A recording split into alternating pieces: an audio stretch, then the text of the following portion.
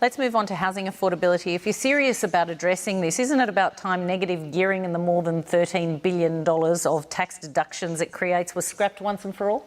No, I mean, the government doesn't agree with that proposition. I mean, you know, a previous Labor government back in the mid-80s tried this, and, you know, they walked away from it for, you know, clear reasons, and that was that there was evidence that it was pushing up rental prices, in particular in those markets where there were low vacancy rates. I mean, we don't want to go down a path which in the past has proven to be counterproductive, which would push up the cost of private rental accommodation, because that is not the right way forward. You say there was evidence it was pushing up prices, but with respect, the facts don't seem to support your claims. If the brief abolition of negative gearing in the 80s really did push up rents, wouldn't we have seen that Australia-wide rather than only in Sydney and Perth? And I've got a graph here that I think you can see as well that illustrates the point particularly well. When it was abolished, rents went up briefly, and then you can see they were actually higher before negative gearing was abolished, and then they were higher again after it was abolished, but there doesn't seem to have been any sort of, you know, massive impact that would definitively show evidence that it was the abolition of negative gearing that pushed up prices.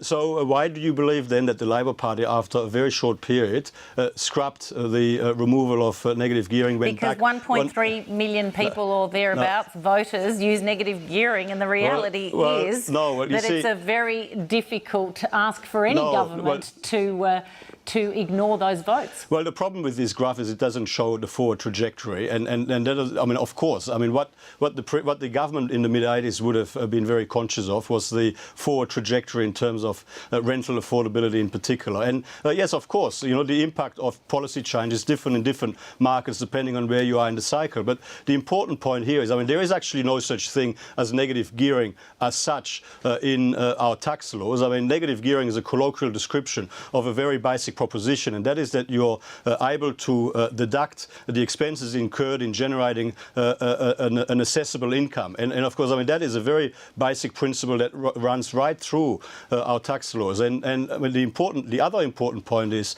that, contrary to the perception that some people try to create, that overwhelmingly low and middle income earners are actually taking advantage of this opportunity. Nearly 900,000 out of 1.3 million Australian taxpayers who take advantage of negative gearing actually earn less than $80,000 a year. About 500,000 of them. Can I just interrupt you because we're running out of time? But you would know that actually that's taxable income. Indicates that they earn not very much money, but we know that the way to reduce taxable income is to use negative gearing. In fact, Sol Eslake, the very well-respected economist with Bank of America Merrill Lynch, says it's difficult to think of anything that would do more to improve affordability conditions for prospective first-home buyers than the abolition of negative gearing. Well, I can absolutely think of something that would do more, and that is to increase the supply of land. I mean, if we want to genuinely and sustainably improve the housing affordability, what we'll do is we'll increase the supply of land. We ensure that the construction of housing in Australia, the cost of constructing a house in Australia comes down to more of an international standard. I mean, if you compare the cost of building a home in Australia to that of building a home in the US, it is significantly higher. We've got to look at a whole range of areas where we can take measures to significantly improve housing affordability. The principal one among them, to increase the supply of land.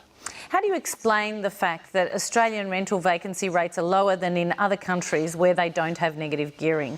For instance, in the US, where negative gearing has been generally unavailable since 1986, the rental vacancy rate has never been lower than 7%, whereas in Australia, which has had negative gearing since the early 1900s, the rental vacancy rate has never been higher than 5%. Well, I mean, if you've got low vacancy rates, then you get rid of the capacity to deduct expenses incurred in investing in the provision of private property, private rental accommodation. Then you'll reduce the supply of private rental accommodation. And if the demand stays the same, you'll actually push up the cost of private rents. I mean, that is the exact point that I was making before. I mean, you're actually confirming my argument. I mean, if there is a stronger demand in Australia than in other parts of the world for private rental accommodation, and you reduce the supply of private rental accommodation because you get rid of this capacity to deduct expenses against that income, you'll actually be making the problem worse.